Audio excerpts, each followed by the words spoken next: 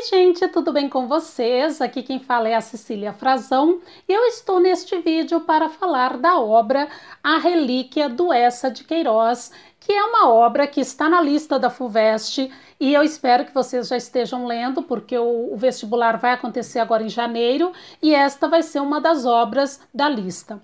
Bem, uma obra magnífica, inclusive eu coloquei esta obra como uma das 5 melhores que eu li este ano.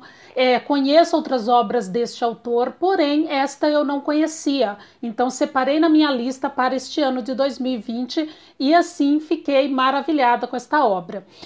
Primeiro, antes de eu começar a falar da obra, eu quero falar um pouquinho do autor, que é o Eça de Queiroz. Ele é um autor português, ele é o grande representante do realismo. E em que consiste o realismo? O realismo é uma escola literária que deu início em 1887, né, aí mais ou menos, porque não é uma data precisa. O realismo ele vai vir contra o romantismo, contra este período romântico. E ele vai trazer, então, uma sociedade, uma crítica à sociedade, vai através dessa crítica, e ele faz isso muito bem através da narrativa dele, com a questão de desnudar essa sociedade, trazer aí o podre dessa sociedade, né? Tirar a sujeira debaixo do tapete. Então, tudo quanto o romantismo queria esconder, no realismo isso vai vir à tona.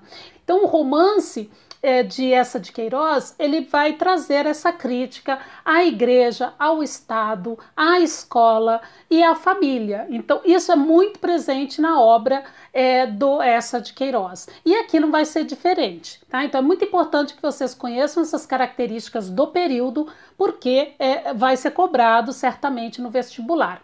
E como é que isso vem, então? A ironia dentro das obras do Eça de Queiroz, essa ironia, ela não afirma, né, que é típico do realismo, não afirma, ele apenas sugere, ele indica, através dessa ironia muito aguçada que aparece na obra do Eça de Queiroz, faz com que o leitor reflita sobre aquelas ironias que estão sendo colocadas, aquelas críticas ali sutis, mas ao mesmo tempo querendo dizer muita coisa.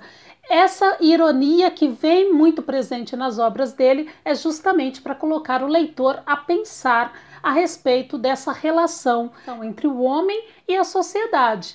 A questão aí das contradições do rico com o pobre, do religioso com o não religioso, e a questão do cristianismo também, que vai ficar muito forte neste período.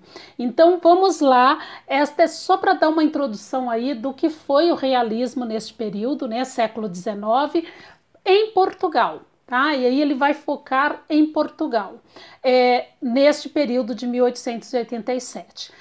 Bom, deixa eu falar um pouquinho então do autor, né? Este autor ele nasceu em Portugal, ele era do norte de Portugal, o pai era brasileiro e o pai conheceu a mãe lá em Portugal e daí ele nasceu, né? Dessa relação dos dois em 1845.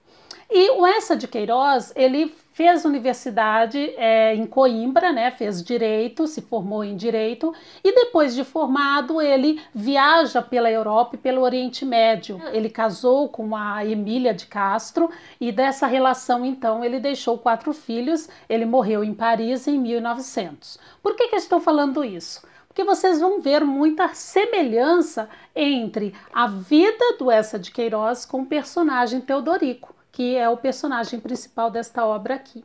Mas vamos começar então com a obra. Esta daqui ela vem dividida em 5 capítulos e eu fiz no material que eu deixei aqui em PDF para vocês, eu separei em capítulos para vocês entenderem melhor. Então na primeira fase, né, no primeiro capítulo, ele vai fazer uma árvore genealógica da família dele. Então ele começa contando quem foi o avô dele. E o avô dele era o avô Rufino da Conceição, que ele era padre, e aí você já acha estranho, como assim padre, né, com o neto, com o filho aí, como é que acontece isso? E a avó dele, que era a Filomena Raposo, mais conhecida na região como Repolhuda. Eles eram de Évora, que é uma região de Portugal, eles eram de Évora e ele vai nascer, então, o pai dele vai nascer, né? E o pai era o Rufino da Assunção Raposo. Então, essa família Raposo era uma família muito importante, muito rica em Portugal, e até mostra essa relação do avô dele ali naquela região, que era um homem muito respeitado, era um homem muito querido, e que todo mundo fazia ali as vezes ali daquela família por ele ser muito importante. Tanto que chega na cidade Dom Gaspar de Lorena. E quem era Dom Gaspar de Lorena? Dom Gaspar era o bispo de Corazim, que é uma região da Galileia. E ele vai passar aí esses dias em Évora para a festa de São João. Então, tudo que estava acontecendo ali tem uma relação com o cristianismo, né, com a santidade ali, e ele vai para essa festa e é lá então que o pai conhece este Dom Gaspar. Isso em 1853, que é a data que ele traz aqui na obra. E quando ele conhece esse Dom Gaspar, o homem, quando sabe que ele era filho desse Rufino da Conceição, né, que era esse padre, ele trata o menino já de uma forma diferente. Ele dá presentes para o menino, ele vai fazer ali todo um tratamento melhor, né, com mais atenção ali, dando todas as regalias que o menino ali estava merecendo naquele momento pelo fato dele ter o avô como Rufino. E aí então ele já começa a perceber essa relação da família aí com o tratamento em relação ao dinheiro. Então a crítica aí do autor vai trazer nesta obra, nessa relação familiar. E o pai conhece então o comendador G. Godinho também, né? Um dia ali andando por aquelas redondezas, o pai conhece o G. Godinho. Quem era o G. Godinho? G. Godinho era um comendador e ele tinha duas sobrinhas, que era a Patrocínio, né, conhecida aqui como Tite, e a Dona Rosa. Essas duas mulheres que ele conhece ali, ele fica então interessado pela Dona Rosa. A Dona Patrocínio, ela era muito beata, né? Ela tinha ali, ela era mais fechada, contida ali nas orações dela. A Dona Rosa não, a Dona Rosa já era mais trigueira, já era uma mulher mais à frente, e ali ele então se apaixona pela Dona Rosa, eles se casam, e aí nasce o grande personagem dessa obra, que é o Teodorico. O Teodorico, ele nasce numa sexta-feira da Paixão. Então veja aí a questão do cristianismo e da religião muito presente nessas famílias. Ele nasce numa sexta-feira da Paixão e ele perde a mãe no parto. E ele fica então só com o pai. E aos 7 anos, o pai morre de apoplexia, que é uma hemorragia interna que o pai teve. O pai morre. Ele fica com a Gervásia, que era a criada da família. Só que a Gervásia, ela vai levá-lo para a tia, que era a Dona Patrocínio. Então, quem vai cuidar dele é a Dona Patrocínio. Neste caminho que ele faz para chegar até a casa da Dona Patrocínio, que morava em Lisboa, ela não morava ali em Évora, ela morava em Lisboa. Neste trajeto, ele é levado aqui deixa eu até ver o nome dele aqui, ele é levado pelo criado Gonçalves para a casa da tia, da Dona Patrocínio. Interessante, porque aos 7 anos ele sonha com Jesus, ele tem um sonho com um homem nu e esse homem vai ter aí duas chagas nos pés e 2 chagas nas mãos. Então já tem essa relação aí de Jesus na vida deste menino. Todo mundo que vê o menino fala, né, neste caminho, fala para ele assim, olha, você tem que querer muito bem a tia, né, a tia Tite, faça tudo que a tia Tite mandar, não contrarie a tia Tite. Então ele é levado para esta casa com essa ideia de que ele devia agradar a tia Tite. E ali eles param, neste trajeto até a casa da Dona Patrocínio, eles param para descansar. Então o interessante é que quando eles param ali para descansar, o Gonçalves, ele fala do barão e da dona dele, a dona inglesa, né, que era a esposa desse barão. E neste momento ele vai então despertar os primeiros desejos ali de menino aos 7 anos de idade, porque ela passa e ele sente um cheiro de almíscar, né? E ele sente aquele cheiro, então ali desperta os primeiros desejos na vida desse personagem. E quando ele chega na casa da tia Tite, ele vê aquele oratório, ele vê tudo aquilo, ele fica deslumbrado com o oratório, que era o lugar onde ela fazia ali as orações, né? Era aquele cantinho. Então ele fica deslumbrado com tudo aquilo, ele vê todo o luxo, toda a riqueza na casa da tia Tite, e ali ele passa a viver então. E ali todo mundo tem um certo medo, um certo receio da tia Tite, mas ao mesmo tempo todo mundo fica bajulando essa tia Tite. Ela tinha duas criadas, que era a Vicência e o nome da outra era a Eusébia. Então ela tinha essas duas criadas, a Eusébia não tinha dentes, como ele coloca aqui, e a Vicência também despertava um certo interesse nele enquanto menino, mas aqui que isso se perdeu depois com o tempo. Aos 9 anos, a tia Tite manda ele para um colégio interno, que era o Colégio dos Isidoros, e lá então ele vai estudar. Neste colégio, ele é bem tratado, até por ele ser sobrinho aí da Tite, né? E lá ele começa a perceber os interesses da sociedade em relação à riqueza da tia. E lá na casa da dona Tite, ela vive sempre cercada ali por dois padres, que era o padre Casimiro e o padre Pinheiro. E tem também a pessoa responsável ali pelo dinheiro dela, que cuida do dinheiro dela. Então ela está sempre cercada por pessoas muito interesseiras, muito visando ali essa herança, né, que ela iria deixar supostamente. Então estão todos ali interessados nesse dinheiro dela. E o padre Casimiro, ele sempre fala que este colégio que o Teodorico estuda é um dos melhores colégios e que ela podia ficar tranquila, que ali o menino ia ser muito bem tratado. E realmente, quando ele vai para a casa dela aos domingos, eles fazem de tudo para que ele chegue lá muito bem tratado, né? Bem, banho tomado, as unhas bem feitinhas, ali para que nada fuja do controle. Então aí você já percebe essa questão dos interesses sociais ali muito em evidência. Quando ele chega então na universidade, que ele vai fazer direito, ele vai para Coimbra e ele vai morar com o doutor Roxo.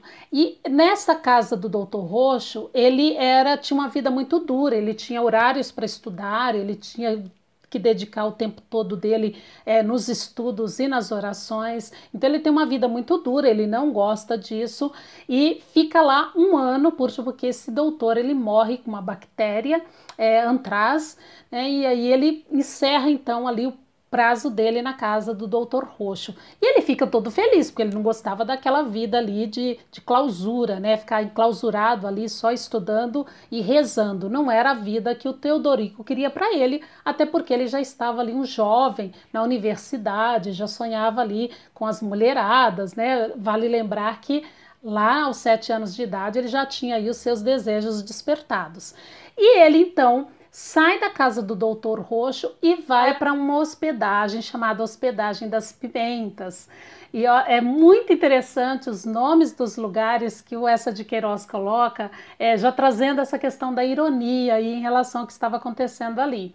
E nesta Hospedagem das Pimentas, ele vai ter a vida que ele queria, porque ali então ele fala até as delícias da vida, porque ali ele tinha contato com a mulherada, ele podia beber, ele podia fumar, ele podia fazer todas aquelas coisas que um jovem gostaria, né? Ele vai ter toda a liberdade ali, longe da tia Tite. E ele então passa a conhecer ali o Silvério. O Silvério, ele é um homem que ele tinha um tio muito rico, então ele vivia uma vida de luxo, de riqueza, vivia viajando. E o Silvério vai ser então o melhor amigo do Teodorico neste período. E lá também ele conhece um primo dele, que era também sobrinho da tia, né, da tia Tite.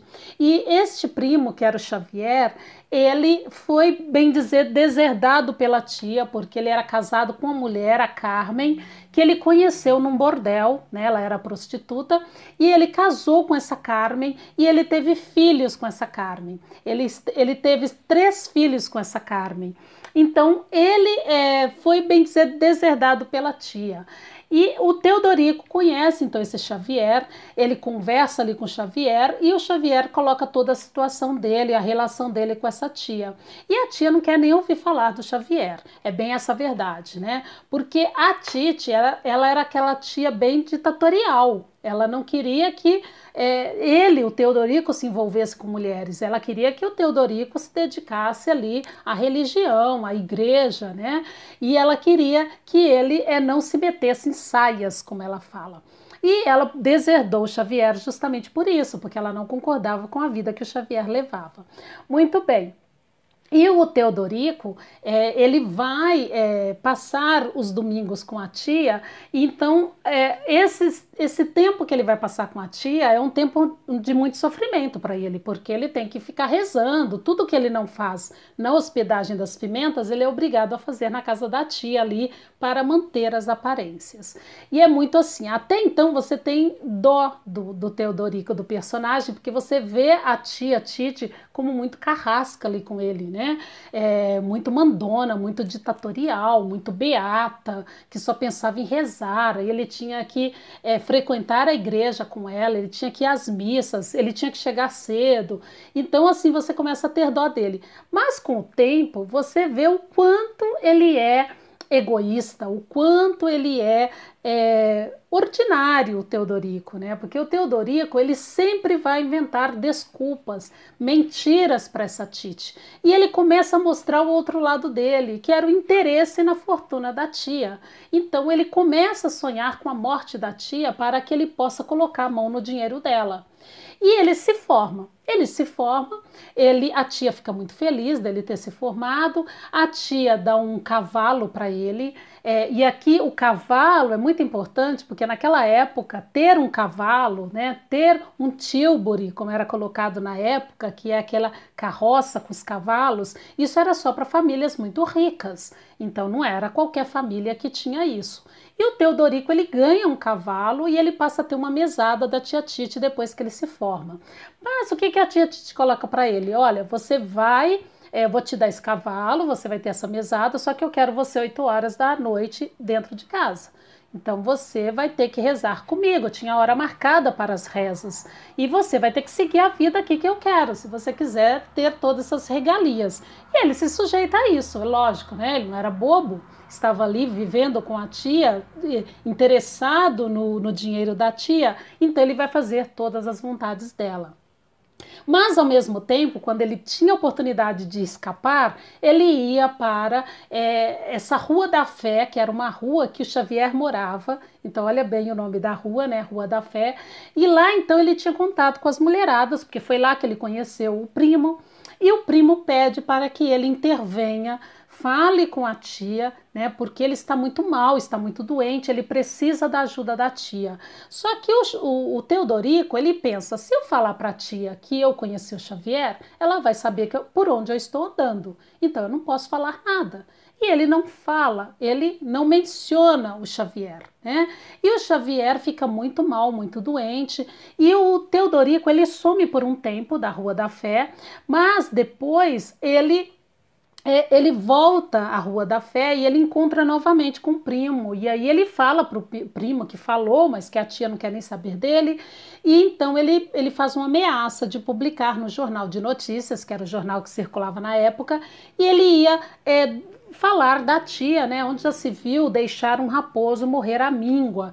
Então que a tia era uma mulher má, que ela não era toda aquela santidade que todo mundo achava que ela era. Então aí vai mostrar os dois pontos da tia também, né? Porque a tia, que era muito beata, que parecia boazinha ali para todos, no fundo ela era uma mulher também com uma alma ruim, porque ela deixava o próprio sobrinho morrer à míngua, né? Então ela tinha esse outro lado negativo. Então mostrando aí as duas faces, né, da dona Patrocínio. E o Teodorico, na frente da tia também ele era uma pessoa, mas por trás ele era outra totalmente diferente. E nesses passeios ele conhece a Adélia.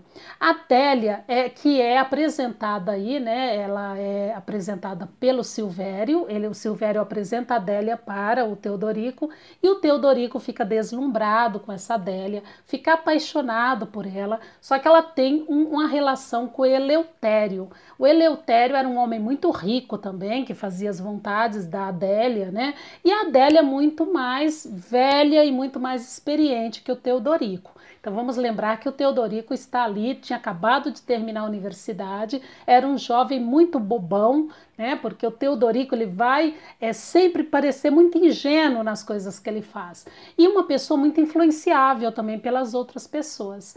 E aí ele conhece a Adélia, só que a Adélia, por ter relação com o Eleutério, a Adélia passa depois aí com o tempo, né? No começo ela dá muita atenção para ele, mas chega um momento que a Adélia acaba perdendo aí também o desejo pelo o Teodorico.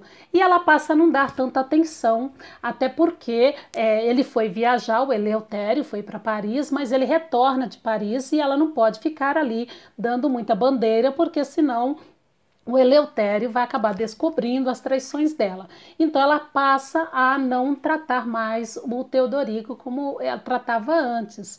E o Teodorico fica ali desanimado, sofrendo, né? Porque ele era apaixonado por ela, ele sonhava em dar uma vida melhor para ela e ele queria, né? Assim como o Eleutério, ele queria dar todos os presentes, coisa que ele não podia, até porque ele ganhava uma mesada não muito grande da tia. E aí o que acontece então? O Teodorico, ele vai, com influência das pessoas que estão ali em volta dele, ele tem o sonho de viajar. E ele cria esse desejo de viajar por causa do Silvério. O Silvério que tinha viajado para Paris e ele volta de Paris contando tudo que ele viu lá, as mulheradas, os amores, as jogatinas, né? Tudo que tinha de bom em Paris e ele volta contando isso para o Teodorico. E o Teodorico fica deslumbrado, não, eu quero ir para Paris.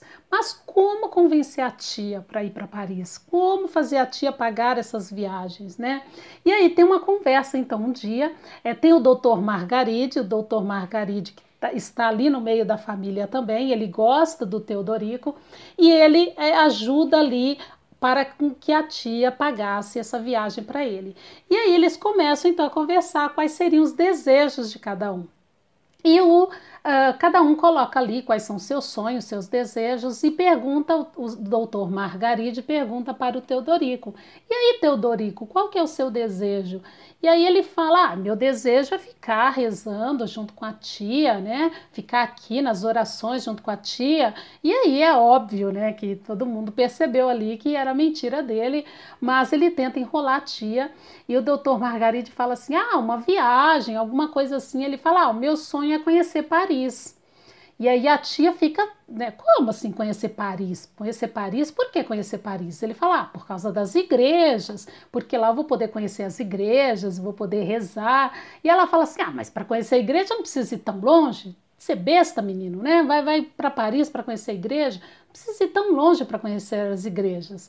E aí, então, o Teodorico vê que é difícil ali dobrar a tia e ele vê que não vai ter ali a viagem dele. Só que o doutor Margaride, muito esperto, ele fala assim, mas então por que não, por que não mandá-lo para a Terra Santa, para a Palestina? E aí o Teodorico fala Palestina, ele pensa, né? Ele não fala, ele pensa Palestina, o que eu vou fazer lá na Palestina? Onde que é essa Palestina? E aí ele convence então a tia a mandá-lo para a Palestina, que era a Terra Santa, porque lá ele ia conhecer, ele ia fazer então ali todas as reverências, né? Ele ia conhecer a terra de nosso Senhor Jesus Cristo. Então, a Terra Santa, por que não mandá-lo para lá? Já que a tia não estava tão bem de saúde, por que não mandar o sobrinho para poder fazer as vezes da tia, né? Para honrar o trono de nosso Senhor Jesus Cristo. E aí, então, eles acabam convencendo a tia de comprar essa passagem e mandar o Teodorico para a Palestina. E é muito interessante porque ela compra roupas para ele, né, roupas brancas, para que ele possa chegar lá usando essas roupas. Então ela dá tudo que ele precisa para a viagem. E o Teodorico, a princípio, ele estava desanimado, porque ele, onde é a Palestina? O que eu vou fazer na Palestina? Na Palestina é lugar para rezar, não vai ter mulher?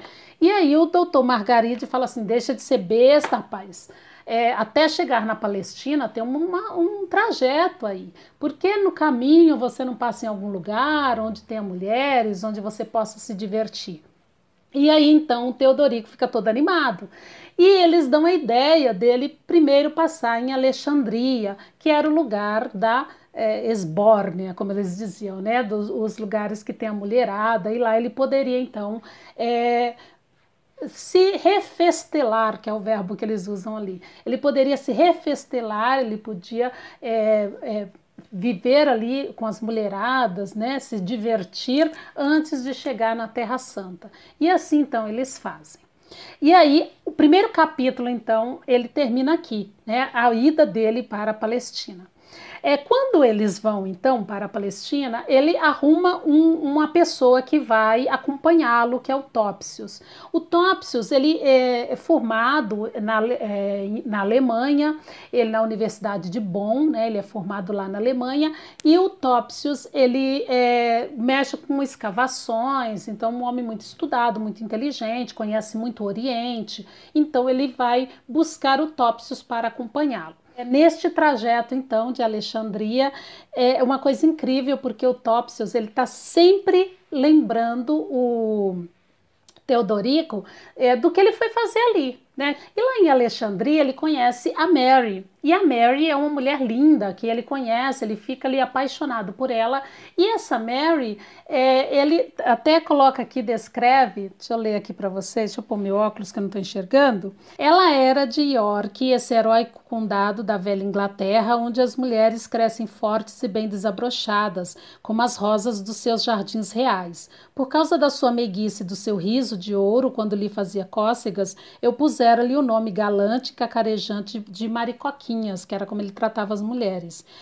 Topsius, que a apreciava, chamava-lhe a nossa simbólica Cleópatra. Ela amava minha barba negra e potente, e só para não me afastar do calor das suas saias, eu renunciei a ver o Cairo, o Nilo e a eterna esfinge deitada à porta do deserto, sorrindo da humanidade vã.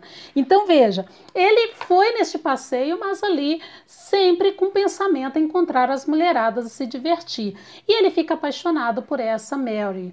Só que quando eles estão saindo dali para ir para Israel, essa Mary tira ali a camisola, né? Que eles tiveram uma noite de amor ali.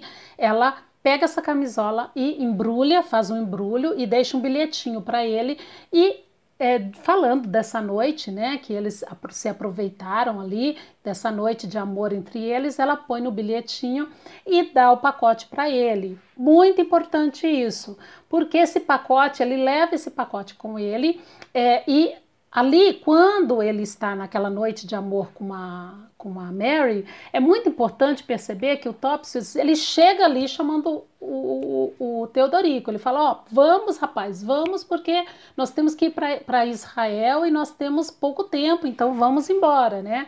E aí ele sai correndo com esse pacote da Mary, que ele leva em todo o trajeto dele.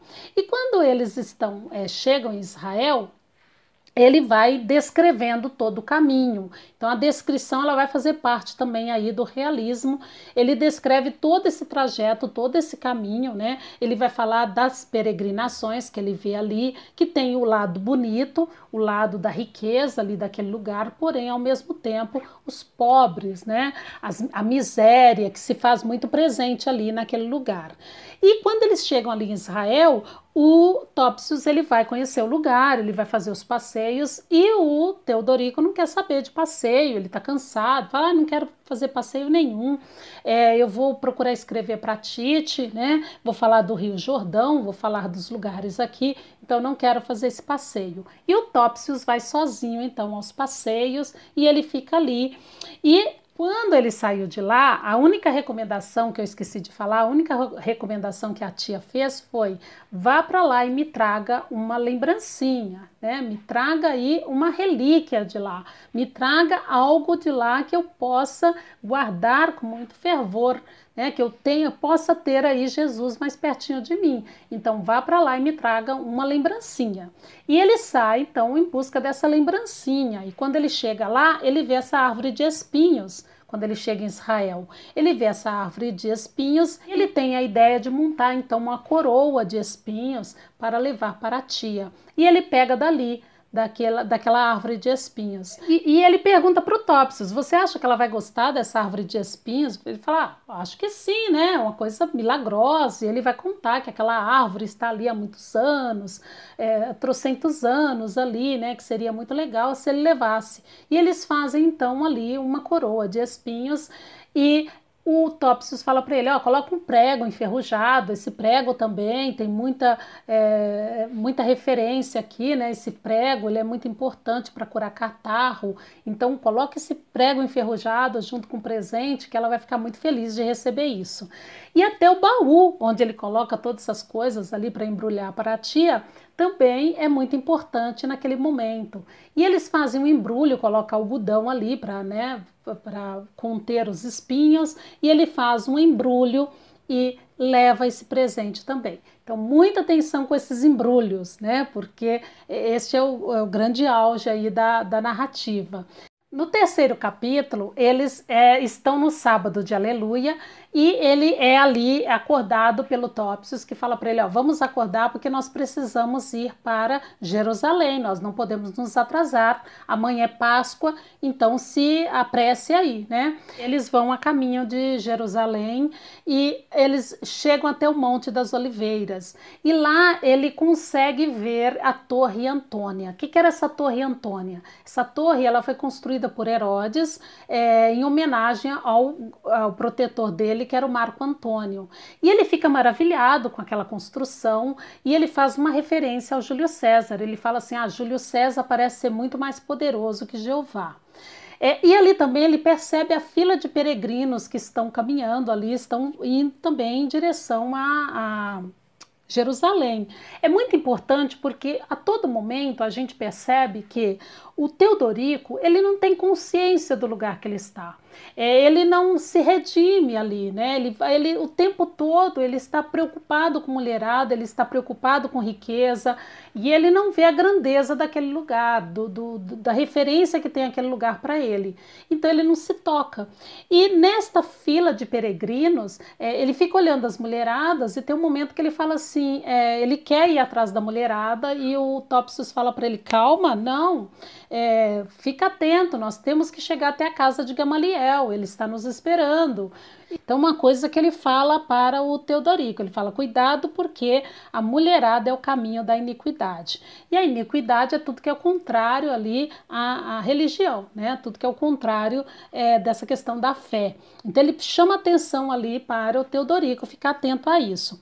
E quem era Gamaliel, né? Gamaliel, o sentido da palavra Gamaliel, né, bíblico, aí, é a recompensa de Deus. É muito importante essa passagem na obra, porque lá na casa de Gamaliel, quando eles chegam, eles são muito bem recebidos. Gamaliel abre as portas da casa dele e o Teodorico, ele percebe que tem 3 homens ali. Então é muito importante essa passagem porque estes 3 homens que estão na casa de Gamaliel, sai da janela e vai cumprimentá-los, o outro fica ali sentado no divã, só observando, e tem um terceiro que é um homem que está ali agachado com uma túnica, ali rezando naquele lugar. E o Teodorico ele observa esse homem ali naquele canto. Isso faz uma referência a Jesus Cristo. Então vamos lembrar que ele está ali no período santo, né? Eles estão ali chegando no domingo de Páscoa. Então é muito importante isso porque há essa referência aí. E é legal porque o Gamaliel, quando ele chega, deixa eu ler essa parte aqui para vocês que é importante, ele fala assim, ó: o outro homem não o saudamos, nem ele também nos viu. Estava agachado a um canto, com a face sumida no capuz de uma túnica de linho mais alvo que a neve fresca, como mergulhado numa oração.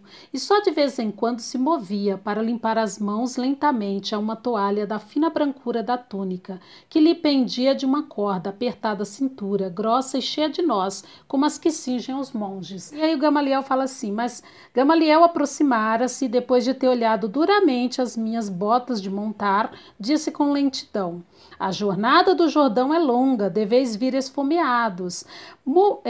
Murmurei polidamente uma recusa. E ele grave como se recitasse um texto, né? Ele falou, não estou querendo almoçar, né? Não estou com fome, fazendo uma desfeita ao que o Gamaliel estava oferecendo. E aí o Gamaliel fala duramente para ele, a hora do meio-dia é a mais grata ao Senhor. José disse a Benjamim, tu comerás comigo ao meio-dia, mas a alegria do hóspede é também doce ao muito alto, ao muito forte. Estais fraco, ides comer, para que a vossa alma me abençoe. Então é como se fosse aqui Jesus falando para ele, né? E aí, olha que interessante aqui, ele vê aquele homem ali naquele lado, ali agachado rezando, ele tem aí a recepção de Gamaliel na casa dele, porém ele não se dá conta de toda aquela importância ali. É como se Deus ali, Jesus para ele não fosse nada, né? Não tivesse toda uma representação ali.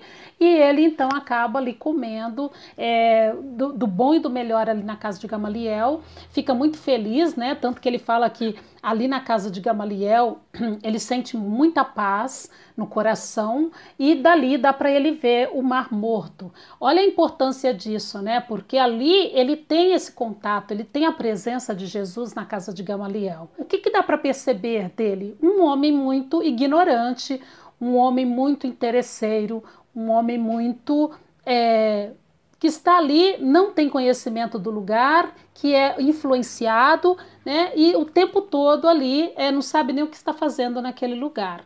Então é muito triste isso essa parte, né, da obra, isso é muito triste. E você vai conhecendo então o personagem. Eles estão em Jericó, na verdade, eles saem ali para Nazaré e eles vão então ali descer para Jerusalém. Então para quem já foi para lá sabe melhor, né, qual que é esse trajeto, porque eles estão fazendo todo o trajeto de peregrinação.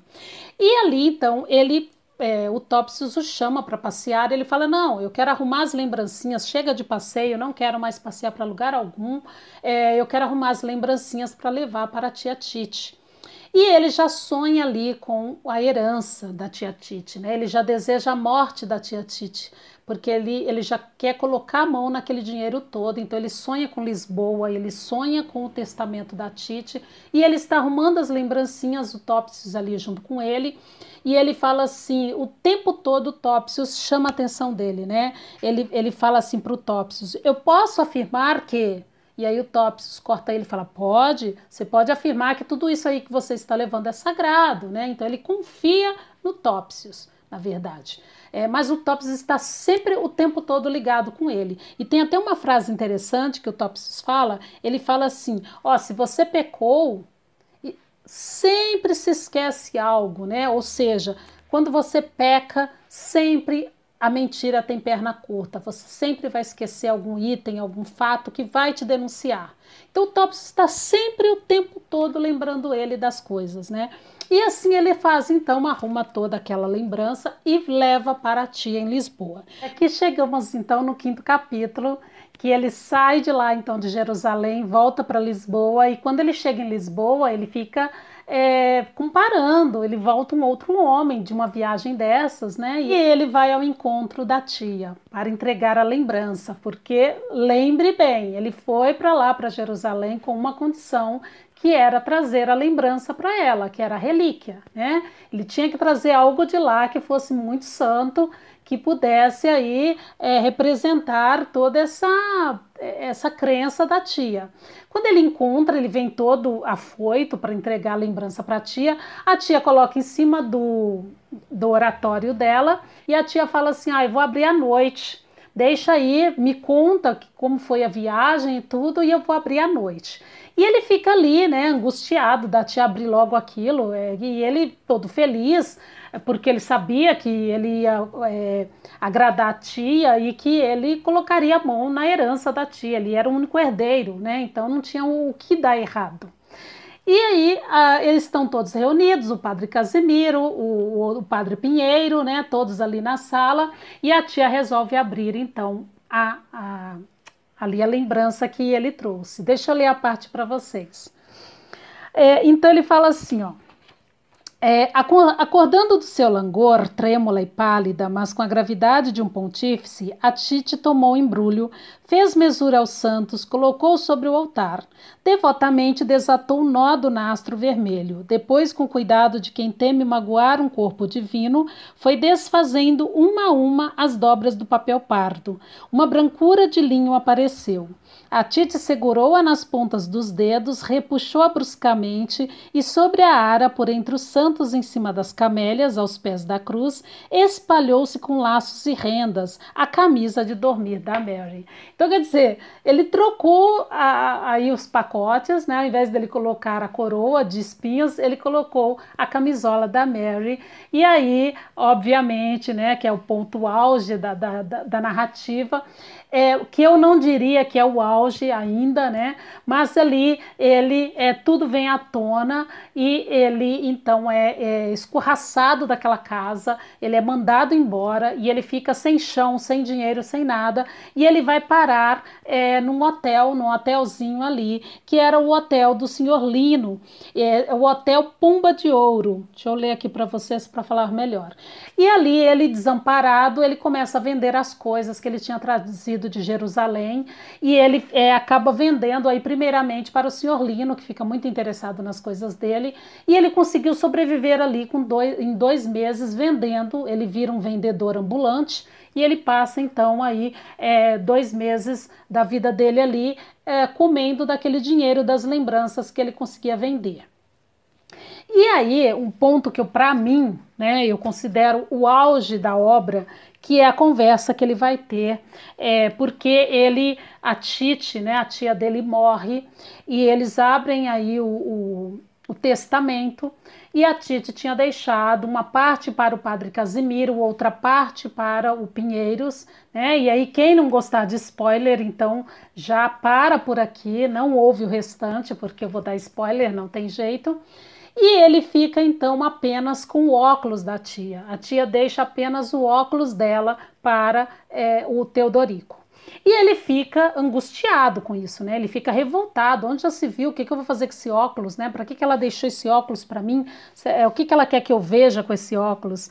E aí, gente, para mim foi o ponto auge da obra, que é a conversa que ele vai ter com Jesus. E até separei aqui. Ele vai falar assim, né? Aquele momento que ele pega o óculos e ele joga o óculos fora e ele fica revoltado, ele vai ter essa conversa e ele fala assim. Jesus responde para ele, né? Que na verdade Jesus é entre aspas e vocês vão saber o porquê. Ele fala assim: tu dizes que eu te persigo? Não. O óculo, isso a que chamas profundas sociais, são obras das tuas mãos, não obra minha. Eu não construo os episódios da tua vida, assisto a eles e julgo-os placidamente, sem que eu me mova nem intervenha influência sobrenatural. Tu podes ainda descer a misérias mais torvas ou elevar-te aos rendosos paraísos da terra e ser diretor de um banco. Isso depende meramente de ti e do teu esforço de homem. Escuta ainda, perguntavas-me há pouco se eu me não lembrava do teu rosto?